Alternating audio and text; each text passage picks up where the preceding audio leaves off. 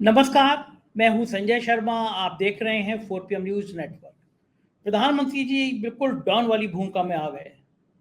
पंजाब में रैली थी और बड़े जोश से बोले कि इंडिया गठबंधन वालों, नहीं सुधरोगे ना तो मोदी का मुंह खुल गया तो 6-7 जन्मों के जो पाप है उन सबका हिसाब लेखा जोखा निकाल के सामने रख दूंगा।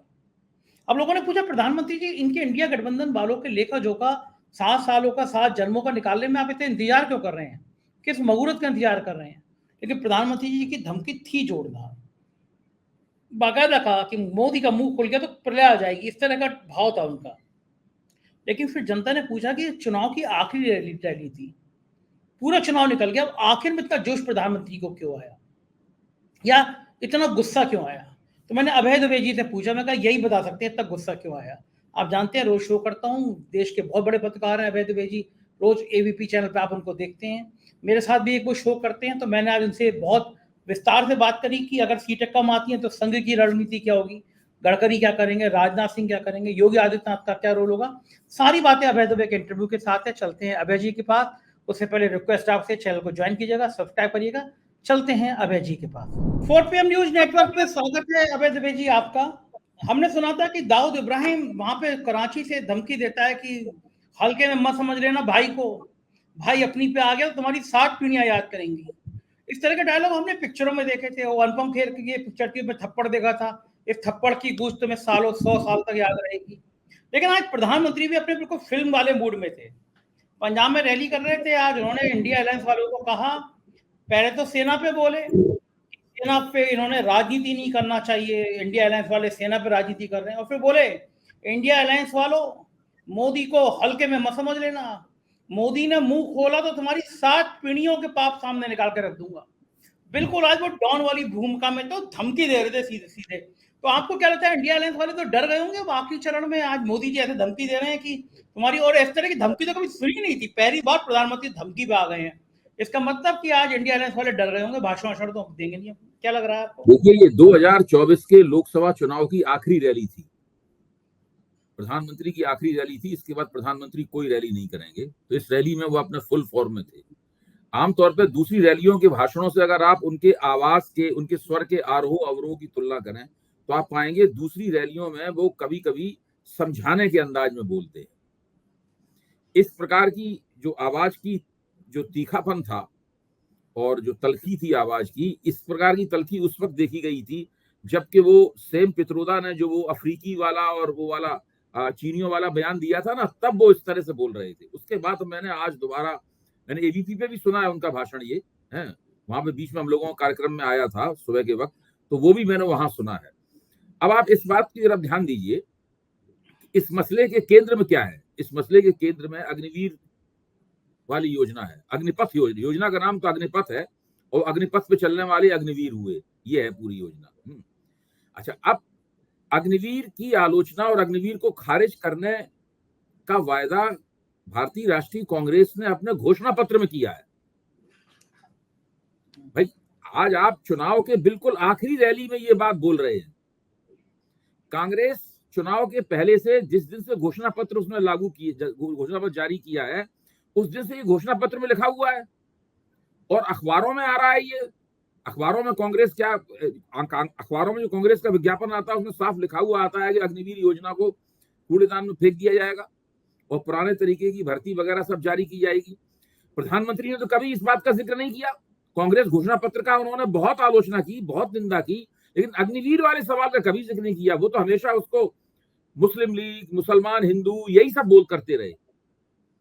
अगर वास्तव में प्रधानमंत्री कांग्रेस के घोषणा पत्र की सुचिंतित और सुविचारित आलोचना करना चाहते तो वो घोषणा पत्र के जो विभिन्न मुद्दे हैं उन मुद्दों को स्पर्श करते और वहां पे अपना हमला करते। उन्होंने ऐसा नहीं किया और उन्होंने एक तरह से वो मौका खो दिया जहां वो कह सकते थे कि हम सेना का और भारत की जो रक्षा व्यवस्था है, सीमाओं की रक्षा के लिए जो बंदोबस्त है, भारत की प्रतिरक्षा नीति है, उस प्रतिरक्षा नीति को खास तरीके से बनाना चाहते हैं। उसी के लिए एक दूरगामी प्रयास के तौर पर हमने अग्निपथ योजना बनाई है और उसके ये फायदे हैं। और ये जो कांग्रेस वाले कह रहे हैं ये गलत है, ये बात सही नहीं है, ये दरअसल लोगों को गुमराह कर रहे हैं। अगर वो ये कहते या उनके बहुत सारे मंत्री ये कहते तब बात समझ में आती। उन्होंने उसका कोई जिक्र ही नहीं किया। उन्होंने क्या किया, उन्होंने चुनाव आयोग के कान में फुसफुसाया कि मल्लिकार्जुन खड़गे को एक नोटिस भेजो, एक सुझाव भेजो, मल्लिकार्जुन खड़गे को सुझावनुमा निर्देश भेजो कि वो अग्निवीर का और सेना का जिक्र करना बंद कर दें। भाई जो 2 नोटिस बिल्कुल आखिरी दौर में चुनाव आयोग ने भेजे हैं, उसमें एक ये भी तो बात है, लेकिन इसको कौन सुनता है? क्योंकि वो तो भारतीय राष्ट्रीय कांग्रेस के घोषणा पत्र में शामिल है। भाई भाजपा कांग्रेस सारे देश में घूम घूम के पिछले 2 महीने से इसका प्रचार कर रही है और भारतीय जनता पार्टी ने इसका जवाब ही नहीं दिया। नरेंद्र मोदी ने इसका जवाब ही नहीं दिया। नरेंद्र मोदी ने इसके उत्तर में अपनी प्रति आलोचना रखी ही नहीं। आज आप आखिरी समय में किस बात का गर्जन तर्जन कर रहे हैं कि हमारे पास ऐसी चीजें हैं जो आपका 7 जन्म की पोल खुल जाएगी? इसका क्या मतलब रहा? भाई आप प्रधानमंत्री हैं, प्रधानमंत्री के पास तमाम जासूसी एजेंसियों के तथ्य होते हैं, उनकी फाइलें होती हैं, बहुत सारे नेताओं के, पार्टियों के डोसिए होते हैं, उनमें कुछ चीजें गोपनीय होती हैं, कुछ चीजें ऐसी होती हैं जिनमें सत्ताधारी दल के लोग भी फंसे हुए होते हैं। इतना आसान नहीं होता है सब कुछ। तो उसमें प्रधानमंत्री के पास बहुत जानकारियां होती हैं और प्रधानमंत्री को गोपनीयता की शपथ इसीलिए दिलाई जाती है कि वो इन सब जानकारियों को सार्वजनिक नहीं करेगा। और सबके पास होती, मनमोहन सिंह प्रधानमंत्री होते, उनके पास भाजपा वालों के पास बारे में जानकारी थी, सब हर एक के पास होती है। तो ये सब जो है ये केवल एक कोरी खोखली धमकी है, इसके अलावा इस धमकी में कोई दम नहीं है। क्योंकि अग्निवीर वाले सवाल के ऊपर जितना नुकसान हो सकता था उतना नुकसान भारतीय जनता पार्टी को हरियाणा के चुनाव में हो चुका है, अब पंजाब के चुनाव में हो चुका है। ये दोनों ऐसे राज्य हैं जो कि रक्षा सेनाओं में बहुत बड़े पैमाने पर फौजियों की आपूर्ति करते हैं, फौजियों की सप्लाई करते हैं। हरियाणा और पंजाब में हिंदुस्तान में सबसे ज्यादा परमवीर चक्र, महावीर चक्र विजेता, वीर चक्र विजेता, शौर्य चक्र विजेता, अशोक चक्र विजेता, ये सारे के सारे आपको वहां पे मिलेंगे, शांति काल के भी और युद्ध काल के भी। वहां पर अग्निवीर योजना के सवाल पर जो कांग्रेस का वायदा है, उस वायदे ने लोगों को अंदर तक छुआ है और उससे भारतीय जनता पार्टी को काफी चुनावी नुकसान हुआ है। ये चीज मुझे नहीं पता भारतीय जनता पार्टी को इतनी देर से समझ में क्यों आई। बहुत पहले ही उन्हें इस बात के ऊपर लेकिन पूरा करना चाहिए जी, कर देना चाहिए। लेकिन अभय जी ये तो बिल्कुल आ बैल मुझे मार हो गया। पंजाब के लोग वैसे गुस्से में थे कि अग्निवीर योजना से किसी भी राज्य के नौजवान खुश तो है नहीं। आप 4 साल तक किसी को मान लीजिए 23 साल में गया, 27 साल में आपने उसको रिटायर कर दिया, आगे करेगा क्या 28 साल का आदमी? शादियां नहीं हो रही है लोगों की, मतलब भविष्य पूरा अंधकार में कर दिया। तो आ बैल मुझे मार, चुनाव के आखिरी चरण में से पहले खुद ही इसी का जिक्र करना और ये कहना कि साहब सेना के संग खिलवाड़ नहीं होना चाहिए। सेना के संग खिलवाड़ किसने किया? लद्दाख में हमारे इतने सैनिक निपटा दिए उन्होंने, कितना खराब है। हाँ, एक एक सैनिक की जान कम कीमती है। किसी का भाई होगा, किसी का बेटा होगा, किसी का परिवार का एक जान होगा, आत्मा होगा। इतने सारे सैनिक मर गए हमारे। कश्मीर में लगातार हमारे सैनिक मारे जा रहे हैं। तो ये कह रहे थे 370 खत्म कर दिया तो हमने आतंकवाद खत्म कर दिया। तो सेना का खिलवाड़ कौन कर रहा है? सर्जिकल स्ट्राइक पहले भी होती थी, कभी सामने नहीं आती थी। और एक शहीद के नाम पर वोट तो मोदी जी ने मांगा है, आज तक किसी ने नहीं मांगा शहीद के नाम पर। तो ये इनको लग नहीं रहा ये सारी बात मीडिया पे हैं। ये नहीं, आप बिल्कुल आप जो बात कह रहे हैं वो 100% सही है। मैं ये मानता हूं कि इस सरकार ने 4 ऐसे काम किए हैं जिनका कुपरिणाम इन्हें अब भोगना पड़ रहा है। उसमें अग्निवीर एक है, अग्निवीर उसके अंदर एक, अग्निवीर योजना इसके एक है, ईडब्ल्यूएस का आरक्षण उसके अंदर एक है, और उसके अंदर किसानों के लिए जो किसान आंदोलन का जो दमन किया और 3 जो किसान कानून बनाए थे वो उसके लिए तीसरी बात है। और 2016 में की गई नोटबंदी वो चौथा काम है। नोटबंदी ने क्या किया कि इस देश में बेरोजगारी की समस्या को बहुत ज्यादा बढ़ा दिया। नोटबंदी ने और कुछ किया हो न किया हो, नोटबंदी की वजह से जो असंगठित क्षेत्र था, मैं थोड़ा व्यापक फलक पे बात ले जाना चाहता हूं, जो असंगठित क्षेत्र था उसके ऊपर मरणांतक प्रहार हुआ, वो तितर बितर हो गया। देश में 94% लोगों को नौकरी असंगठित क्षेत्र देता था, संगठित क्षेत्र में तो केवल 6% लोगों को नौकरी मिलती थी। जब असंगठित क्षेत्र जो कैश के ऊपर चलता था, जब उसका भट्टा बैठ गया तो जाहिर है कि बहुत सारे लोग बेरोजगार हो गए, बहुत सारे जॉब छिने, और सरकार के पास औपचारिक क्षेत्र में इनको जॉब देने के लिए कोई गुंजाइश नहीं थी।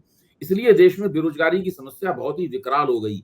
2016 का जो संचित आप देखिए, 2019 तक उसका प्रभाव नहीं आया था निकल के। आप सोचिए कि ये जो नोटबंदी थी, उस नोटबंदी का नुकसान प्रधानमंत्री को 2019 के चुनाव में क्यों नहीं हुआ? क्योंकि 2016 से जो आर्थिक विनाश शुरू हुआ नोटबंदी के कारण, उस आर्थिक विनाश से का असर, इम्पैक्ट जो है वो सोसाइटी के ऊपर 2019 तक निकल कर नहीं आया था। हर चीज के इम्पैक्ट में टाइम लगता है, इसलिए 2019 में ये बच गए। उसके बाद बेरोजगारी बहुत तेजी से बढ़नी चाहिए। आपको ध्यान होगा 2019 में जब सर्वे के दौरान लोगों से पूछा जाता था कि मुख्य समस्या क्या है इस देश की, तो बेरोजगारी केवल 4% लोग बोलते थे। आज 27% लोग, 30% लोग, 35% लोग बेरोजगारी की समस्या बताते। क्यों? क्योंकि नोटबंदी का इंपैक्ट अब निकल के आया। दूसरी बात, जो इन्होंने किसान आंदोलन का दमन किया था, सबसे ज्यादा प्रभाव कहां पड़ा? पश्चिमी उत्तर प्रदेश, हरियाणा और पंजाब। आप इन तीनों राज्यों के चुनाव परिणामों पर नजर डालिएगा, उस प्रभाव का जो भारतीय जनता पार्टी में प्रभाव पड़ने वाला है, वो 4 तारीख को समझ में आएगा कि क्या है। और ईडब्ल्यूएस का प्रभाव पड़ रहा है दलित वर्ग के ऊपर, अति पिछड़े के ऊपर और पिछड़े के ऊपर। उसी की वजह से कांग्रेस ने जो संविधान वाला जो आरोप लगाया है, उस आरोप को जो हमारी कमजोर जातियां हैं, वो कमजोर समुदाय हैं, उनके सदस्यों ने बिना किसी हीले हवाले के तुरंत तत्परता के साथ स्वीकार कर लिया। इन 4 काम जो भारतीय जनता पार्टी ने किए थे, इन 4 कामों का हमें देखना होगा कि 4 तारीख को क्या असर होता है। 4 काम और 4 तारीख, ये 4 का फिगर याद रखिए। ये देखना पड़ेगा कि 4 तारीख को इसका असर क्या होता है। अगर इसका असर कोई नहीं होता है, कोई खास असर नहीं होता है, तो मोदी जी को खूब वोट मिलेंगे। और इसका असर अगर होता है, तो मोदी जी की जो हिंदू एकता जो उन्होंने पिछले 10 साल में बनाई थी, वो हिंदू एकता भंग होती हुई दिखाई पड़ेगी। बिल्कुल ठीक बात है। लेकिन सबसे ज्यादा बड़ा सवाल यह है कि देश में सबसे ज्यादा दलित बिरादरी जो है वो पंजाब में रहती है। वहां पे संविधान का मुद्दा चल ही रहा था, क्योंकि मुझे लगता है संविधान का मुद्दा एक ऐसा मुद्दा है जो पूरे देश में चल रहा है, दलितों के बीच में बहुत संचार हुआ है। अच्छा, आपको क्या लग रहा है भाई जी, ये पंजाब में उनको लग रहा था कि ये दलित वाला मुद्दा, संविधान वाला मुद्दा ज्यादा चल गया, इसीलिए कुछ सेना वेना को लेकर कुछ राग छेड़ दो? वो अरे भाई, पंजाब में 35% दलित है। पंजाब की जो दलित आबादी है, वो तो हिंदुस्तान के किसी भी राज्य में इतनी दलित आबादी नहीं है। 35% लोग पंजाब में दलित हैं। हाँ। और 35% दलित हैं। बहुजन समाज पार्टी का जन्म उत्तर प्रदेश में नहीं हुआ था, पंजाब में हुआ था। कांशीराम उत्तर प्रदेश के नहीं थे, वो पंजाब के रमदसिया दलित थे। तो पंजाब जो है ना, वो चूंकि पंजाब में दलित आबादी बहुत, इसीलिए कांग्रेस ने चन्नी को बनाया था मुख्यमंत्री, ताकि दलित वोट पूरी तरह उनकी तरफ चला जाए। वो नहीं गया, बात दूसरी है। तो जो संविधान वाला मुद्दा है, संविधान वाला मुद्दे का सबसे ज्यादा असर तो पंजाब में ही दिखाई पड़ने वाला है। ठीक बात है। हरियाणा में 21% दलित है, 21%, वहां भी इसका असर दिखाई पड़ने वाला है। दोनों प्रदेशों में उत्तर प्रदेश ज्यादातर, पंजाब हरियाणा उत्तर प्रदेश से ज्यादा दलित हैं।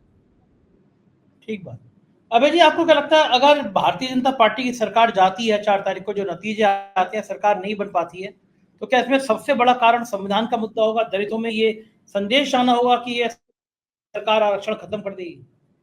इसका सबसे बड़ा कारण होगा, एक ही कारण होगा, उस कारण का नाम है नरेंद्र मोदी। क्योंकि नरेंद्र मोदी ने 2016 से, देखिए 2000, आप इस पूरे देखिए, जो राजनीति का जो टाइम टेबल, राजनीति का जो घटनाक्रम है, उसको देखिए। 2014 में इनकी सरकार बनी पहली बार। 2015 में 2 बड़े चुनाव नरेंद्र मोदी ने हारे। बिहार में चुनाव हार गए और दिल्ली में और दोनों चुनाव बहुत बुरी तरीके से हारे इन्होंने। जैसे ही चुनाव हारे, जो मार्गदर्शक मंडल था उसने एक चिट्ठी लिख दी।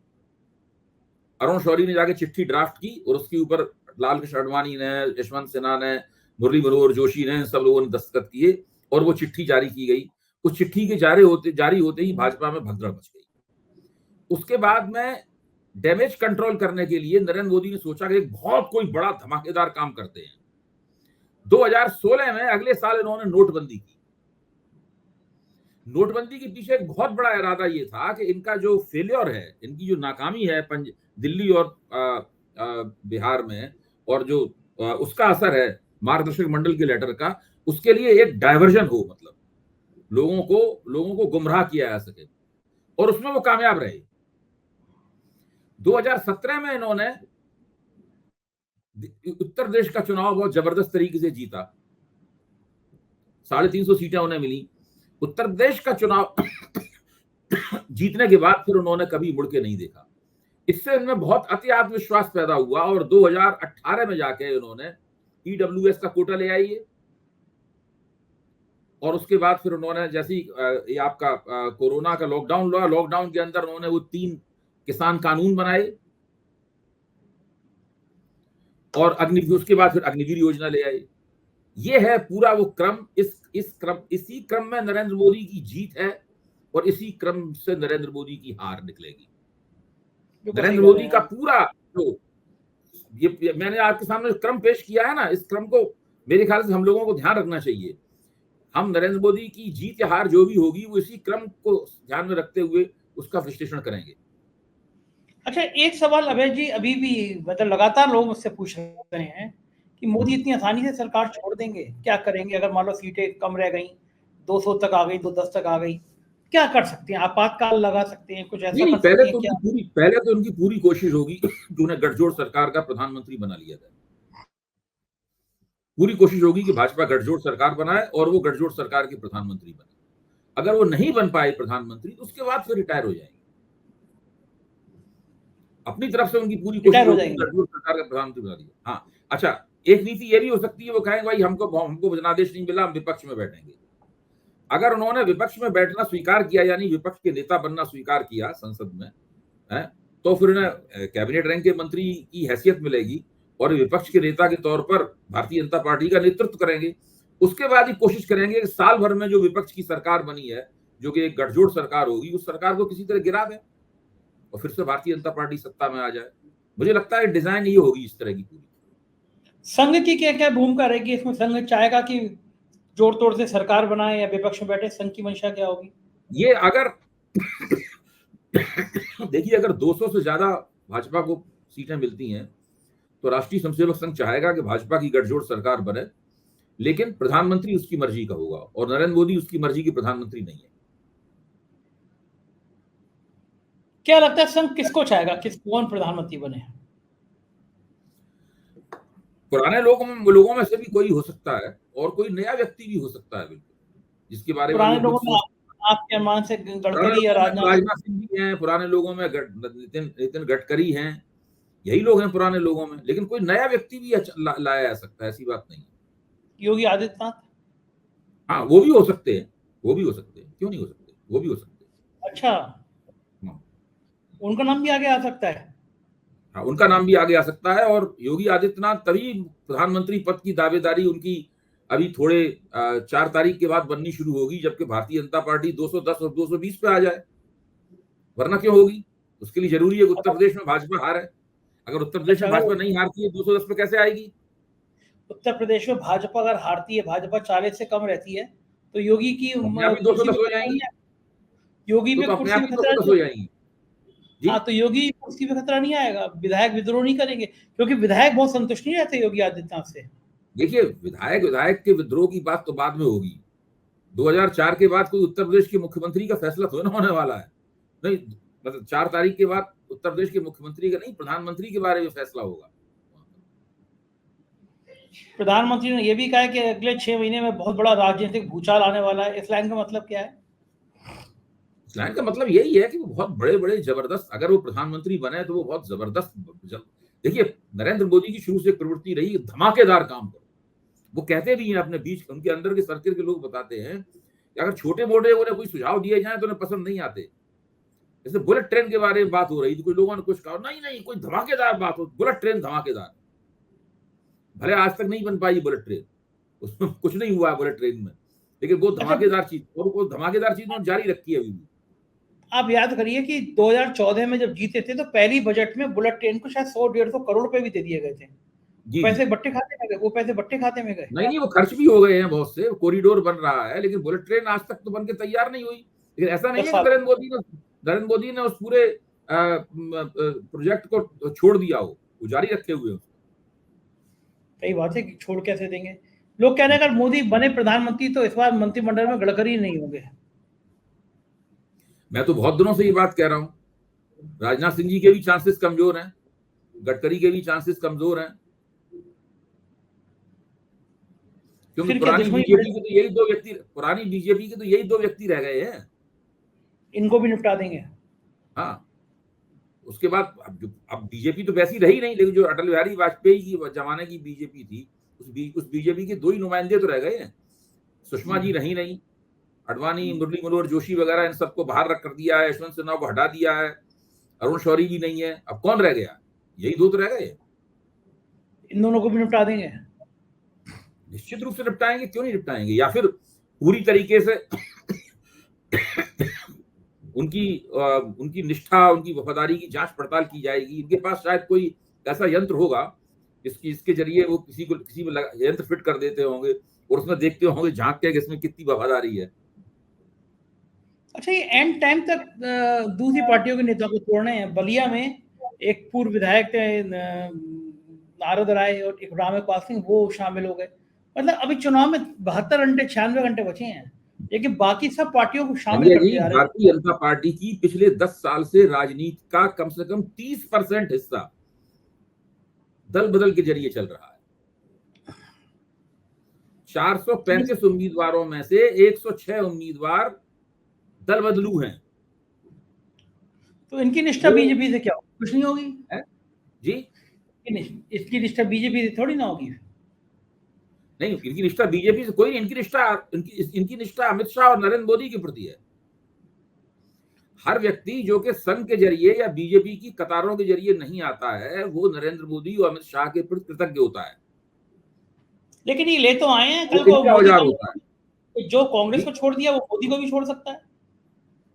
नहीं, देखिए, इसीलिए तो कह रहे हैं, मैं हमेशा सोचता हूं इनके पास जरूर वफादारी नापने का कोई यंत्र है। इनके पास वो यंत्र इन्होंने ही ईजाद किया है, अपने पास ही रखते हैं, किसी को दिखाते नहीं है। जब कोई व्यक्ति इनके पास आता है, यंत्र का इस्तेमाल करते हैं, उसमें उन्हें लग जाती है कितने % वफादार है, उसके हिसाब से रखते हैं। हेमंत विश्व शर्मा को मैं देखा होगा 100% वफादार निकलेगा। वो हेमंत विश्व शर्मा पे जितने आरोप थे वो सब आरोप गायब हो गए। उसमें जितनी वफादारी निकलती है उसके हिसाब से आरोप गायब होते हैं या चिपके रहते हैं। अच्छा, ये थर्मोमीटर वफादारी का है। जो बैरोमीटर का इनके पास, उनके वफादारी का एक बैरोमीटर है इनके पास। अच्छा अभय जी, कभी सोचा था आपने कि कोई भारतीय जनता पार्टी इस मुकाम तक आ जाएगी कि उसका कोई नेता संघ के आदेश को भी ताकत रख देगा, मानेगा ही नहीं? जी, आपने कभी सोचा था, जिंदगी में कभी ऐसा सोचा था आपने कि बीजेपी का कोई नेता ऐसा भी आएगा जो संघ का बिल्कुल ठेंगा दिखा देगा, संघ की बात ही नहीं सुनेगा? नहीं, गुजरात में तो पहले ही से ऐसा कर रहे थे वो। ये नरेंद्र मोदी के लिए कोई नई बात नहीं है और संघ भी इस बात को पहले से जानता है। गुजरात में तो जो पहला चुनाव जीतने के बाद से ही उन्होंने संघ को बिल्कुल सरकार के बाहर कर दिया था। संघ के किसी संगठन को, चाहे विश्व हिंदू परिषद हो, चाहे विद्यार्थी परिषद हो, चाहे भारतीय युवा मोर्चा हो, या मजदूर संघ हो, या किसान संगठन हो, वो किसी को, मोदी की सरकार में किसी को हस्तक्षेप करने का अधिकार नहीं था। 2014 के बाद हमने जिस बताया था कि पहली एक मीटिंग 1 साल बाद 2015 में मोहन भागवत ने ये मध्य प्रदेश सरकार का जो मध्यांचल भवन है उसमें की थी। उस मीटिंग के बाद से दोबारा वैसी मीटिंग ही कभी नहीं हुई। उन्होंने संघ से सरकार के कामकाज की समीक्षा करने और अपने निर्देश देने का अधिकार नरेंद्र मोदी ने छीन लिया 2015 के बाद। बिल्कुल ठीक बात है। एक आखिरी सवाल, भारतीय जनता पार्टी के नेता कार्यकर्ता बड़ी जोर शोर से आवाज लगाया करते थे, आएगा तो मोदी, वो आवाज इतनी हल्की क्यों पड़ गई? वो मुझे देखिए, वो आवाज तो लगा रहे हैं, मैं ये नहीं मानता हूं कि आवाज हल्की पड़ गई है। वो आवाज लगा रहे हैं क्योंकि दरअसल उस आवाज को लगाने के अलावा उनके पास कोई विकल्प नहीं है। मोदी ने इतना मोदी केंद्रीयता पैदा कर दी है पूरी भारतीय जनता पार्टी की राजनीति में, चुनाव की रणनीति में इतनी मोदी केंद्रीयता इतनी ज्यादा है कि उसमें ये आवाज लगाने के अलावा उनके पास और कोई विकल्प नहीं। अब ये आवाज तो तभी बंद होगी जब कुछ चुनाव परिणाम विपरीत आए भारतीय जनता पार्टी के। अगर चुनाव परिणाम अनुकूल आए तो और इस आवाज की जो बुलंदी है और बढ़ती चली जाएगी। बिल्कुल ठीक बात है। बहुत बहुत शुक्रिया अभय जी, आपने इतना कीमती समय दिया बातचीत की, आभार आपका। तो ये थे अभय दुबे जी और आपने पूरी बातचीत सुनी। मुझे बहुत अच्छा लगेगा अगर आप मुझे बताएंगे बातचीत कैसी लगेगी, आपको कैसी लगी। चैनल को ज्वाइन कीजिएगा, सब्सक्राइब करिएगा। Thank you.